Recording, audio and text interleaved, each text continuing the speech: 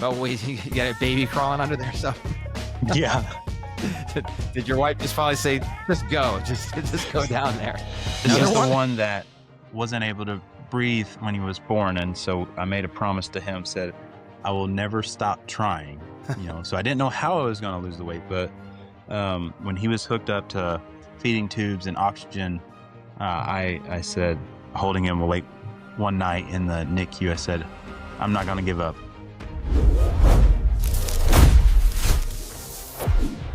Hello and welcome to Weight Loss and Abs. For now, Dr. Mosier's weight loss and I'm abs. That is quickly changing to both of us being abs, but I don't know if we'll change the name of the show necessarily, but might just maybe weight loss abs and abs or something. Which, I tell you what, if the lighting is just right, I can see definition, I can see lines. Oh, So, you could especially always after a you could always fasting draw day. them in. That's what they do in Hollywood. Now that's an idea. Mine look better if I got a sunburn last week, and I look a lot better than when it's the abs under the pasty white skin doesn't pop as well. So today we're talking about gut health. And so a lot of people might be thinking, how does gut health relate to abs or losing weight? And there's a lot of reasons that those are connected.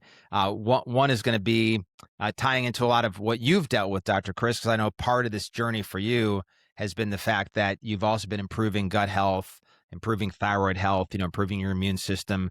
That's all come along as part and parcel of this journey to losing, 135 pounds. Absolutely. So, uh, this all began really when I got some blood work because my testosterone was really low, but then my TPO, my thyroid levels were outrageous. I didn't at the time, I didn't really know much about TPO. You actually had to educate me on these antibodies and how inflamed my thyroid was. Well, the problem is with your thyroid, there's so much gut health issues. And for most of my life, and really why I became as heavy as I got was I just ate what I wanted.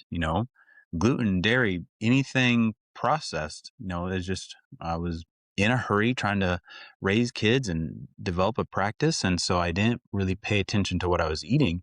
And then now I've discovered that gluten, dairy really destroyed my gut health and lowered my testosterone. By cutting those out, my testosterone has 4 or 5x. And so it's gut is more important than we realize. Yeah, it's connected to so many things. And thankfully the term leaky gut and gut health has become pretty well known. It's pretty ubiquitous, around the world, not just amongst practitioners. Some people still need more education, but one of the things that we are finding is it's connected to everything. So there's this gut brain connection. So depression, anxiety, a lot of that can be coming from an unhealthy gut. Hormones, as you mentioned, so people are out there doing hormone therapy and dealing with all kinds of different drugs and other products they're using for hormone imbalance, and yet that could be from their gut. This autoimmune factor. So when you're treating autoimmune in the functional medicine world, as soon as we hear autoimmune, we immediately know, okay, we got to address the gut. But when you have autoimmune conditions, just kind of tying this back to weight loss, people that are autoimmune, like having Hashimoto's, like you were dealing with, you're going to put on weight. You're going to have trouble losing weight. Uh, when you have inflammation, when the gut's at a whack, you're going to be inflamed. It's the root cause of most inflammation is going to be a gut issue. Inflammation leads to trouble losing weight, leads to you gaining weight, become weight loss resistant. So the gut has a huge foundation in anybody's plan to get their body, their mind, their lifestyle, their life under control, and certainly if they've got any chance of losing weight. Absolutely. Absolutely. Um, and really what I had to do is go extremely strict on cutting out these certain food items that caused inflammation in me, that caused my gut to just bloat um, by a lot. Um, I'm sorry. The baby was crying, and I Yeah. was like, The baby's I joined was us like, for this podcast. It's okay. We'll have to give him a credit at the bottom. so I was like, uh, thinking, um, I was gonna tell a story real quick, if that's okay. Yes, yeah. So, few weeks back, we had Halloween, right? And our society is so heavily driven on gluten and dairy, which is why I ate so much gluten and dairy. Is that was normal? That's what everybody eats. And this government program, I won't say the name because I don't want to be insulting to what they do or anything, but they were handing out these little plates, and it was these food trays that had different portions of different items. So you had a dairy portion, you had a meat portion, and so one of the biggest portions was bread. And my boys looked at that and was like, "Are we supposed to eat a whole bunch of bread? Are we doing this wrong?" And so, yeah, we by me eating gluten and dairy really inflamed my gut and caused me to go further and further down the Hashimoto trail.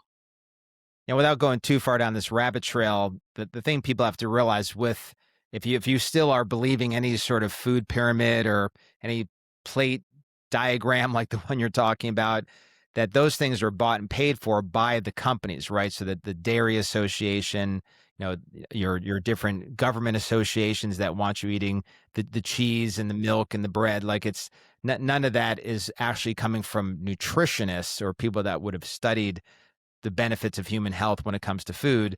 That's all from companies. And so that is unfortunate that they would still have something like that with what we know about GMOs and wheat and what we know about pasteurized dairy and the impact that has on our bodies. The fact that they would still be pushing that in schools is the reason for my quick trip down that rabbit hole, because that's unfortunate that there's people still seeing that kind of thing. Um, so kind of getting into just because you mentioned food. So there are just foods that don't do well with human bodies that we see. We've done hundreds of thousands of food sensitivity tests.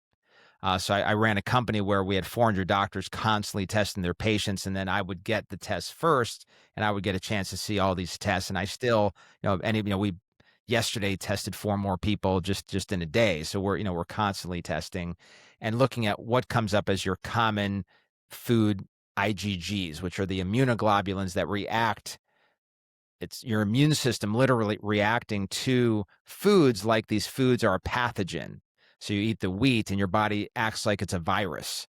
You eat dairy and your body acts like it's a cancer or bacteria. Like that's literally what an IgG reaction means when we do these foods tests. And so there's a couple, or more than a couple, there's a handful of very common food sensitivities that really are just it's there because it's bad for everybody. Some people seem to handle it better than others when you look at the tests, but you mentioned dairy. So as an adult, you really lose a lot of the lactase in your body that's designed to break down the lactose. This enzyme diminishes over time. We're designed to be weaned on milk when we're born, but not when we're older. So if you look at a cow as a great example, I mean, a cow's not a human, so it's not a perfect metaphor, but you have a calf drinks the milk until a certain time. You don't ever see a grown cow walk up to the mom and try to get under there and suck from the udder. It just doesn't work. And I'm not sure who the first human was to go up to the same cow and say, "I'm going to yank on these things. Whatever comes out of here, I'm putting it on my cereal." Like that. Like I don't know how we made that connection. So there's just certain things that just are unnatural that we do to ourselves that have become part of the food system that it just aren't healthy. So dairy, more than any other item, when we do these foods tests, you see it just explodes. Like what I mean by explodes, there's these lines that show you that you're allergic to it. You see these lines shoot across the page with all different types of dairy. So that's usually one that's worth minimizing or giving up completely. And now, thankfully, there's a lot of alternatives. You got coconut products that they use coconut milk instead of dairy. You've got uh, there's cleaner, like when they use like the nut milks, there's certain cleaner ones than others. I like hazelnut or macadamia. These are better nuts. And so there are other versions of milk that are out there, different yogurts with coconut and cashew and almond and things like that are beneficial. Another one, of course, is gluten. So wheat has been modified so many times over. It's just bad for everybody. So when you talk about, oh, I'm gluten intolerant, I mean, nobody does well with gluten. And there's a lot of components of wheat that are bad too. So that's another really common one. Eggs. So eggs, we're told, and it's true, it's a really great form of protein, but for whatever reason, people are very reactive to them. So on a really consistent basis, we see people are allergic to eggs. Another one, and I've got my own conspiracy theory around this, but you see almonds being used in everything now, which would concern me because, like, well, how has that become such a government surplus product that it's in everything, but we you got a baby crawling under there, so Yeah. did your wife just finally say, "Just go, just go down there"? Yes. This is Ethan, by the way. Then okay, I thought I'm Yep. like, "You have This another is the one?" one that wasn't able to breathe when he was born, and so I made a promise to him, said, "I will never stop trying," so I didn't know how I was gonna lose the weight, but, when he was hooked up to feeding tubes and oxygen, I said, holding him late one night in the NICU, I said, "I'm not gonna give up. You're never gonna see me like that, after, having a heart attack or something." So, this is my little buddy. He He just looks woke up he from a looks nap. he looks beautiful now, But yes. although He kinda confused about what's going on right now. It's like, "Who's that guy in the Yes. screen?" Yes. If he didn't just wake up, he would be a raging terror. But I do wanted to ask you a question on the IgGs, and these, food and this processed food, especially gluten and dairy. Um, Before, I would eat those things and I may have felt bloated. I may have been a little tired, but I just, moved on. Now that I cut those out, if I were to eat them, they destroy me. Why do I notice it more now? Yeah, so one of the dangers, most people, when they think of food sensitivities, they think of like a food allergy. So if you ever saw the movie Hitch, where he eats fish and then it just his whole face swells shut and gets to where he can't breathe and they got to rush him off to the drugstore. That is that's a food allergy. It's different. With an IgG, it's your immune system reacting to the food. And And so I'm what happens with that feeling a dog is it's generally like people like, "Oh, I don't and have an egg allergy." regarding you There's this idea that I don't stomaching really like have, any that. issues with almonds or wheat or anything like that because 'cause you're not feeling really sick, but it's still, this reactivity within your immune system that can lead to disease, inflammation, autoimmune conditions, and, a lot of the things you dealt with, weight gain, depression, all these other issues, all sort of underneath the surface, and you would never blame the food. But what is interesting is when you get off of those things and you actually clean out your body, that's when you can notice it more. So when you eat it, your immune system kicks in, and since you haven't been eating it regularly, it's more obvious that, wow, my body really didn't like these foods and is making sure I know it. You said something that I found really interesting. So, in my weight loss process, you know, I wouldn't say I had depression, but I had, well, of course, lower self esteem when you're of that size, and many watching can probably relate. But things would bother me more. I would get more anxious faster. I would get frustrated faster. And I've noticed, and I wasn't sure if this was the testosterone boost or if this is me cutting out these processed foods, because you said these foods can cause depression, because of the inflammatory response. I'm more easygoing, level headed. Um, so is that because I feel better about myself? My insecurity is evaporating because I have abs now? Or is it because of the actual food intake is cleaner, so now my brain can function how it should? Yeah, I mean, food is going to change our body chemistry, and and our physiology is going to shift, and it's going to shift in a negative direction. There's going to be a lot of inflammation involved when we're eating the wrong foods, whether that's a food we're sensitive to or just one that is unhealthy and doesn't belong in our body.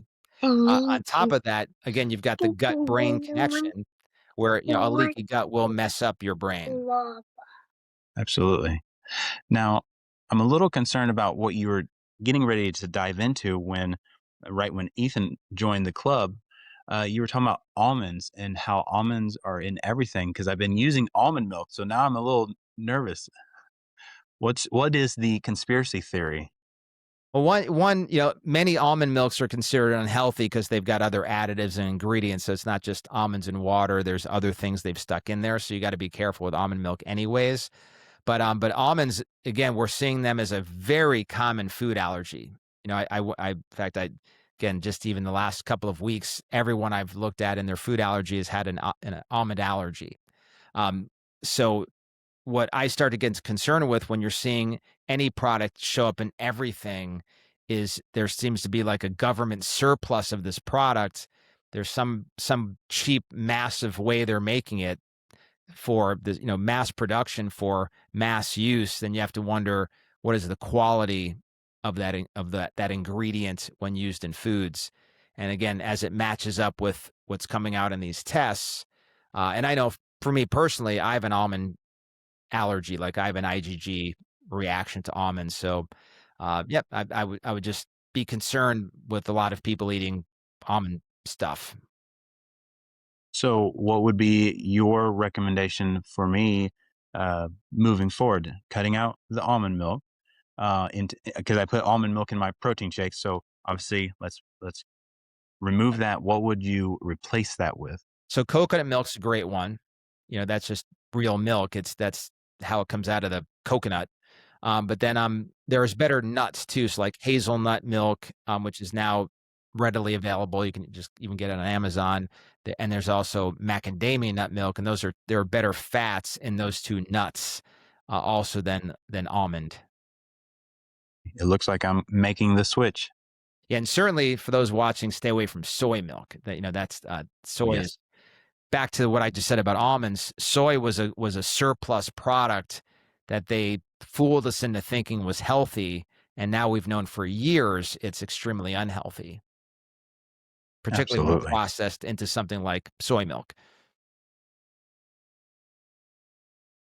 Well, there's a lot to process on this, Yes. but So for those of you who are watching, as we go down your journey towards health, weight loss, a better life, we've got to address your gut too. It is the foundation of many things when it comes to your well-being, including how much you weigh.